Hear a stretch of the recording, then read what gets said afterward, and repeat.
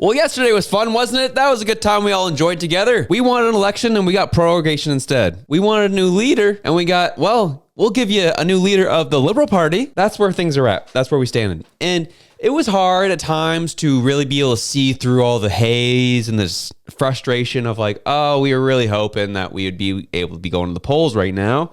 Instead, we got to wait for the Liberals to figure all their crap out, and we'll see what happens at the end of March here. But there wasn't all bad. It wasn't all terrible. There is some good news and some solace to be had here. Some bad, some good, but we'll take the good as it comes with the bad. What do I mean? Well, I'm talking about, you've probably heard at this point, prorogation means that everything is done. We are going to be resetting once Parliament resets with a new mandate, a new speech from the throne, new everything will be coming back online. So with that, this current Parliament, anything that's not had royal assent yet is now dead. This is a good thing. Remember all the times I was talking about some of these bills that were really frustrating and stupid and would hinder our freedoms here in this country? Well, now I can confidently say they are officially afuera, out of here. So let's talk about it. Table Salt on X posted this, which was awesome. 273 reports of bills and acts, all dead. In the water, gonzos. Let's go through it, shall we? Bill C-63, the Online Harms Act. You remember that one? The one that was going to give sweeping powers and unilateral authority to appointed government positions to decide who and cannot be on social media in this country? Yeah, that is afuera, out of here. And then we have Bill C-65. If you remember that, it was an amendment to the Elections Act. And that was going to allow more days for advanced voting, change how you can vote, where you can vote, expanding the voting days, and essentially changing the rules around our elections here in this country. Removing quote unquote red tape in order to make it more accessible. They were essentially going to be taking away rules that protect our elections in this country as they're preparing for an upcoming election. So Bill C-65 is afuera, out of here. Another bill that won't be getting through is the bill to increase the capital gains tax. Yes, you know, the one that the CRA was just going to collect anyways, even though the bill hadn't gone through. Now that is likely afuera, out of here. And so CRA comes skulking around you this next tax season, says you owe X, Y, and Z, and say, no, screw you. I will be taxed at 50% and not 66.6%. Thank you very much. Have a good one. Take off. Screw you. You can do that this tax season. I'm looking forward to doing it myself. Bill C-234, an act to amend the Greenhouse Pollutions Act. Essentially, is bringing on new types of energy that would be regulated on farmers. So yes, making our farmers' lives even more difficult and essentially putting them out of business. That bill is afuera, out of here. And the other things that are really interesting in terms of pointing out, Bill C-319. You know, the bill that liberals claim to care so much about, old age security, the bill that the Bloc really cared about in terms of at least taking care of Quebec. Well, that one's dead too. That's gone. As we said, we get some good, we'll get some bad on top of the overwhelming bad of prorogation not getting an election right away. Bill C-396, an act to amend the Excise Tax Act, which is stopping the tax on the Carbon Tax Act. You know, the fact that they keep charging HST on carbon tax, which is crazy. That is also dead in the water, unfortunately. For now, I'll tell you what I mean here shortly. The last bill I really want to focus on as well is Bill C-405. This was Michael Barrett's private member's bill, an act to amend the Criminal Code and the Parliament of Canada Act. And essentially was going to be putting anyone who is guilty of perjury behind bars. And we saw this with countless other liberal cover-ups, investigations, and corruption was the witnesses they were calling into House of Commons were just deciding to commit perjury. And there was no real consequence for it. So Michael Barrett brought this bill forward, and that will be dead in the water for now. This is what I mean.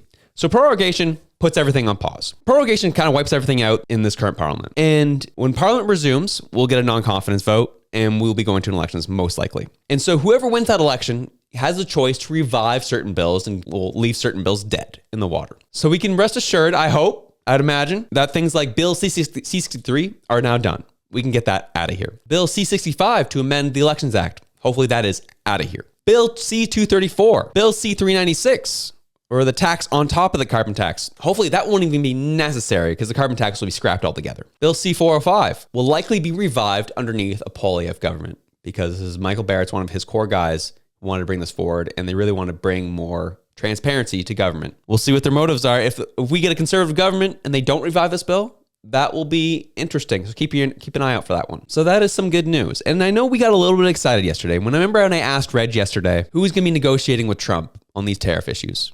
Who's going to be taking care of the border amongst these tariff issues? And Reg got a little ahead of himself and said nobody, which wasn't true. Trudeau announced his intention to resign. He hasn't resigned yet. He will be staying on as the interim PM for now until the Liberals find a new leader. So there's still some executive functions that Trudeau can still operate under, and one of them is still talking to Trump over these tariff issues. But what Reg said wasn't necessarily wrong when he said that no one was going to be negotiating.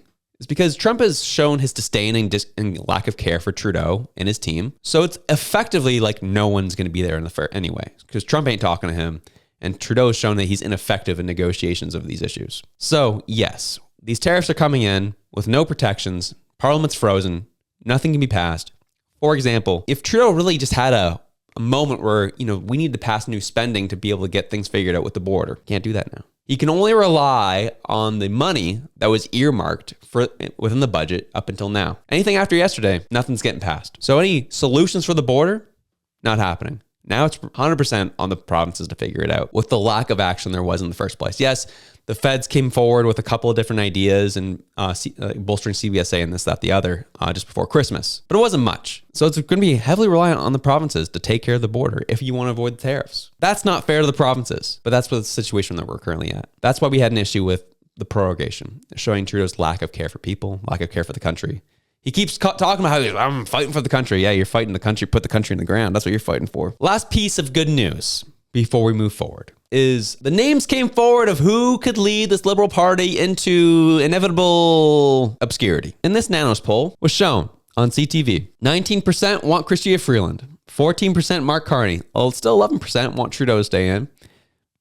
Mélanie Joly, 4%. Christy Clark, 4%. And the whopping 22% want none of them. Not interested. Do not care. No one likes these guys. Any of these frontrunners, no one wants. No one cares for. Mark Carney's just a little bit more popular than Trudeau. Just a little bit more.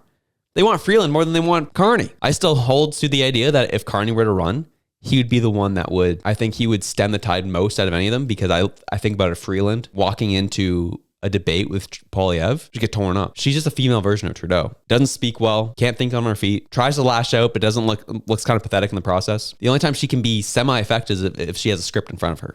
Very much like Trudeau. So in some ways, I'm kind of hoping for a Freeland to take over the Liberal Party, because it would just be Trudeau 2.0. As Reg mentioned yesterday, a little stank on her name still. A lot of people wouldn't want her. And then she would open her mouth and try to speak to the Canadian people and realize that, she's not effective. Who knows? She could surprise me. She could pull a Kamala Harris in the debate with Trump and totally smoke Poilievre. Very possible.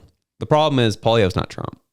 Poilievre's a lot more calculated. So I don't think those types of tactics are going to work on him. And if anything, Poilievre will fluster the tar out of Freeland in a debate. However, Mark Carney is a lot more scary to me than in a debate, because he is the Liberal version of Poilievre. Very smart, very sharp, knows how to speak, knows how to say the right things. So we'll see what happens. We have a video coming later today to talk about what to expect moving forward as we go through this prorogation, what to expect in terms of a huge propaganda campaign heading our way to gaslight the tar out of us. And as well, we'll be announcing in that video, we have a new idea of what we're going to do to have an impact on our Canadian politics. And this is just a hint of what's to come. Have yourselves a good one. I'll see you later.